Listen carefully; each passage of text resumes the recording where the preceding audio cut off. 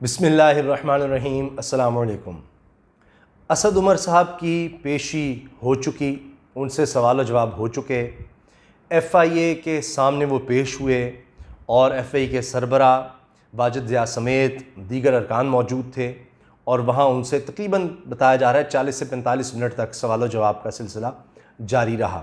ये है चीनी स्कैंडल और उसके हवाले से जो तफ्तीश हो रही है, FIA कर रहा है, कमीशन कर रहा है, उसमें असद उमर साहब विफाकी वज़ीर पेश हुए और ऐसे ही पेश नहीं हुए बल्कि वो ख़ुद कह चुके थे कि मैं पेश होना चाहता हूँ, मुझे बुलाया जाए।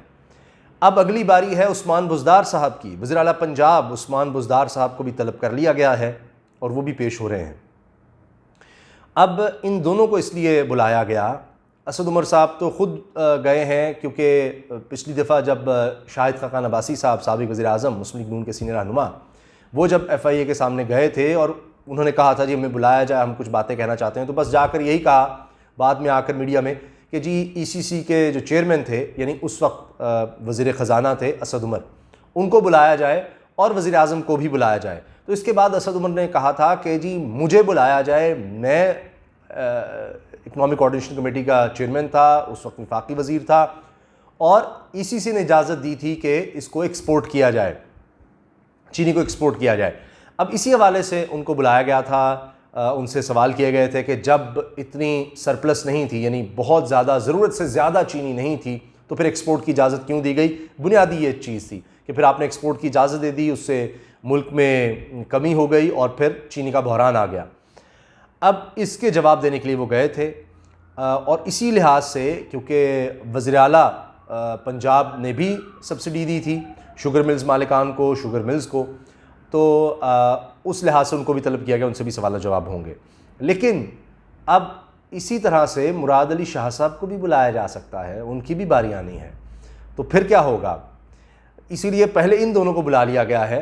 अब ये भी कहा जा रहा है कि जी बुनियादी जिम्मेदारी तो इमरान खान की बनती है कि ECC ने रिकमेंडेशन दी। असद उमर साहब तो ये कह रहे हैं कि ECC ने रिकमेंडेशन दी थी, उसको मैं देख रहा था और काबीना ने उसकी मंजूरी दे दी, लेकिन काबीना को तो हेड वज़ीर आज़म ही करता है, तो अब वो भी एक स्कैंडल खड़ा हो सकता है। जहाँ तक बात है चीनी स्कैंडल की, तो इसमें अब शुगर माफिया जिसको हम कहते हैं, उसकी भी चीखें निकल रही हैं। वो इस तरह से कि 9 शुगर मिल्स के मालिकान समेत उनके CEOs को बुलाया जा चुका है FIA की तरफ से, और उस पर वो कह रहे हैं कि जी सिर्फ 86 में से 9 को ही क्यों बुलाया गया है, जिसमें जहांगीर तरीन साहब की भी शुगर मिल शामिल है, इन लोगों को क्यों बुलाया गया है तफ्तीश के लिए, सबको शामिल किया जाए। यानी वो फिर एक सालों लग जाएंगे उसमें। तो अभी 25 तारीख को रिपोर्ट पेश होनी थी फाइनल, लेकिन उसमें भी 3 हफ्ते की तौसीह मांगी कमीशन ने और कमेटी ने, और उसमें अब ये बात सामने आई कि मज़ीद उनको ज़रूरत थी फोरेंसिक रिपोर्ट जमा कराने के लिए। अब असद उमर साहब ने पेशी के बाद ये कहा है कि जी हर सूरत ये रिपोर्ट सामने आएगी और फिर पता लग जाएगा लोगों को कि इमरान खान में और बाकी लोगों में क्या फ़र्क है, क्योंकि इमरान खान साहब वादा कर चुके हैं कि वो ये कमेटी की जो भी रिपोर्ट है ये सामने लाएंगे। और पहले जब ये सामने आई तो उसमें भी बड़े होशरुबा इंकशाफात हुए थे और ये रिपोर्ट कमेटी की जो थी 32 सफ़ात पर मुश्तमिल थी और इसके हवाले से भी हम बात करते हैं। लेकिन ये बड़ा अहम है कि क्या सवाल हुए हैं असद उमर से। असद उमर साहब ने जाकर ये बताया कि पहले तो जब मीडिया से उन्होंने बात की, उन्होंने कहा पहले मुझे बोलने का मौका दिया गया कि आप अपना वर्जन बता दें, और उसके बाद फिर मुझसे सवाल जवाब किए गए। और उन्होंने कहा है असद उमर साहब ने कि कौम को मायूस नहीं करेंगे इमरान खान साहब और इसकी रिपोर्ट हर सूरत सामने आएगी। अच्छा, अब असद उमर साहब ने अपनी वजूहात बताई कि बतौर ECC के सरबराह के, मतलब बतौर वफाकी वज़ीर उस वक्त ख़जाना था मैं, क्यों इजाज़त दी थी एक्सपोर्ट की।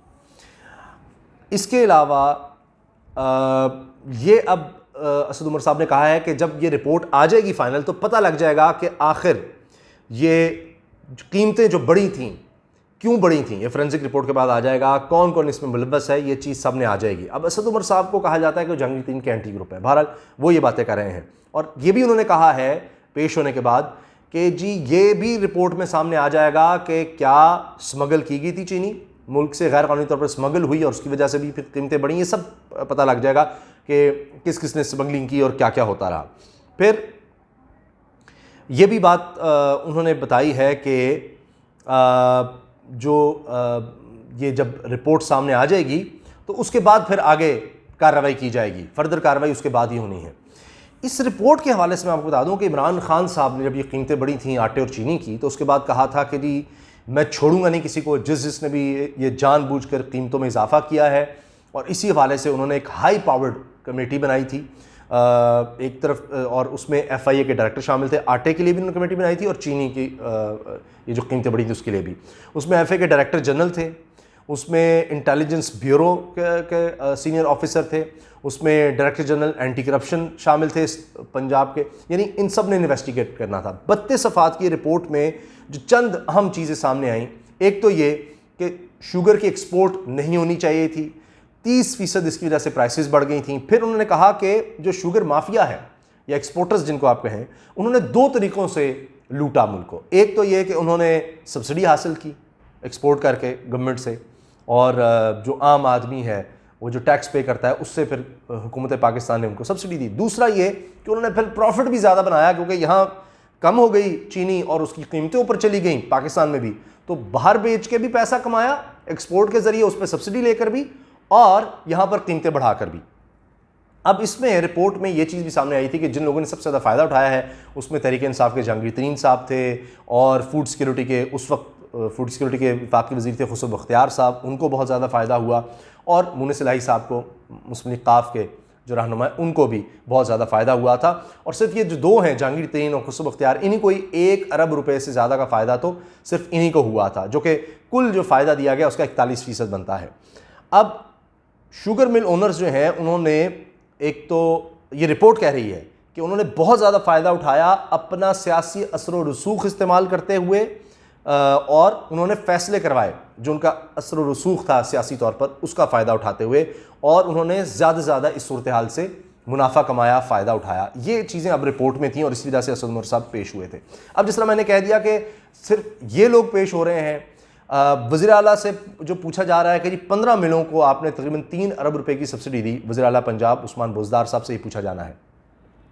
अब जब इनसे पूछा जा रहा है तो फिर शुगर मिल्स वाले क्यों इस पर इतना चीख रहे हैं, या वो माफिया इतना क्यों परेशान हो रहा है? अभी मुराद अली शाह साहब वज़ीर आला सिंध की भी बारी आ सकती है कि जब ये लोग पेश हो रहे हैं, ये जाकर जवाब दे रहे हैं, तो फिर उनको क्या मसला है? ये भी कह सकते हैं जी फ़लाँ से पूछें, फ़लाँ से पूछें, इनको तो जाना पड़ रहा है, तो उनको भी जाना पड़ेगा और पता लगेगा कि ये क्यों कीमतें बढ़ी, किस तरह। और ये अब का नहीं है, ये यानी नून लीग हो, पीपल्स पार्टी, जितने पीछे द्वार गुजरे हैं उसमें इसी तरह से सब्सिडी दी जाती रही है, इसी तरह से मुनाफा हुआ, और 50% लोग असम्बलियों में या सेनेट में वो बैठे हैं जिनके शुगर मिल के साथ या तो बराह रास्त ओनर्स हैं या उनके रिश्तेदार या करीबी दोस्त, किसी ना किसी तरह वो लोग मुलव्वस हैं। तो अब ये तो होना है, क्योंकि आप इससे अंदाज़ा लगा लें कि इमरान खान साहब पीछे हट नहीं रहे। अब उन्होंने एक और नोटिस लिया है कि मुख्तलिफ वजारतों में खिलाफ ज़ाब्ता जो भर्तियाँ हुई हैं उस पर उन्होंने नोटिस ले लिया सख्त, कि कैसे लोग वजारतों में भर्ती किए हुए हैं, क्या क्या यहाँ पर होता रहा है। बेनज़ीर इनकम सपोर्ट प्रोग्राम में जो सरकारी ओहदे रखते हुए 17वें से 20वें ग्रेड पे ख़वातीन तैनात थीं, वो BISP से पैसे लेती रहीं। बेनज़ीर इनकम सपोर्ट प्रोग्राम से 8 ख़वातीन के खिलाफ कार्रवाई शुरू हो गई है, मुकदमा दर्ज हो गए हैं। पाकपतन में छापे मारे गए हैं जहाँ पर चीनी, बड़ी मिकदार में चावल जो ज़ख़ीरा अंदोज़ ने रखे हुए थे वो बरामद किए गए हैं। 3625 मन तो सिर्फ चीनी बरामद की गई है, 10,000 मन चावल बरामद किए गए। तो ये यानी किसी भी तरह का माफिया हो, किसी भी तरह की एक्सप्लॉयटेशन हो, उसके ख़िलाफ़ जाया जा रहा है और उनको छोड़ा नहीं जा रहा। अब असद उमर साहब तो पेश होकर आ गए, बड़े कॉन्फिडेंट नज़र आ रहे थे, और उन्होंने तो मतलब एक तरह से ढाल बनने की कोशिश की है इमरान खान साहब की कि भाई उनको ना बुलाएं, मुझे बुलाएं, मेरी ज़िम्मेदारी बनती है, मैं ECC को देख रहा था। तो अब नून लीग जो चाहती थी वो तो वज़ीर आज़म का भी नाम ले रही थी, लेकिन इससे अब इसके बाद उनकी तरफ से कोई वाज़ेह बयान अभी तक नहीं आया कि वो अब समझते हैं कि असद उमर साहब हो आए, उन्होंने जवाब भी दे दिए और अपनी बात भी कह दी। अब उस्मान बुज़दार साहब भी जाने को तैयार हैं, वो भी जा रहे हैं। तो अब क्या अभी भी इनको एतराज़ होगा, और क्या उनकी तसल्ली तभी होगी जब इमरान खान साहब भी जाकर जवाब दे देंगे। लेकिन जो कुछ माजी में होता रहा, ये तो इमरान खान ने कमेटियाँ बनाई, उन्होंने कहा कि जी इसके सारा कुछ पता चले और मैं छोड़ूंगा नहीं, ये सब बातें उन्होंने कही हैं। और उस तरफ वो जा रहे हैं क्योंकि ये सबसे बड़ा सबसे स्ट्रॉन्ग माफिया समझा जाता है, पॉलिटिकली इनके स्टेक्स हैं। लेकिन जो माजी में सब्सिडी दी जाती रही है मुस्लिम लीग नून के दौर में, पीपल्स पार्टी के दौर में, क्या इसके रिपोर्ट के बाद, इसके आने के बाद जो कुछ तब होता रहा उसको भी देखा जाएगा? इसमें एक अहम पहलू बड़ा ये है कि ये भी बड़ा मसला होगा कि जी क्या कोई गैर कानूनी काम भी किया गया? ये तो अब कमीशन तो लग रहा है कि वो तो आखिरी हद तक जा रहा है, सबको बुला रहा है, चाहे वो वफाकी वज़ीर हों, चाहे वज़ीर आला तक हों, उनको भी बुला रहा है। तो शुगर मिल्स वाले जो कह रहे हैं, उनके बयान आए हैं कि जी ये तरीक़ाकार दुरुस्त नहीं है, ये क्यों हमें बुलाया जा रहा है, सीईओ को क्यों बुलाया जा रहा है, हमारा रिकॉर्ड क्यों तलब किया जा रहा है। तो अब वो जवाब तो उनका ख़त्म होता नज़र आ रहा है और लग रहा है कि काफ़ी सीरियस एक्शन होने वाला है। इजाज़त दीजिए, अल्लाह हाफ़िज़। पाकिस्तान जिंदाबाद।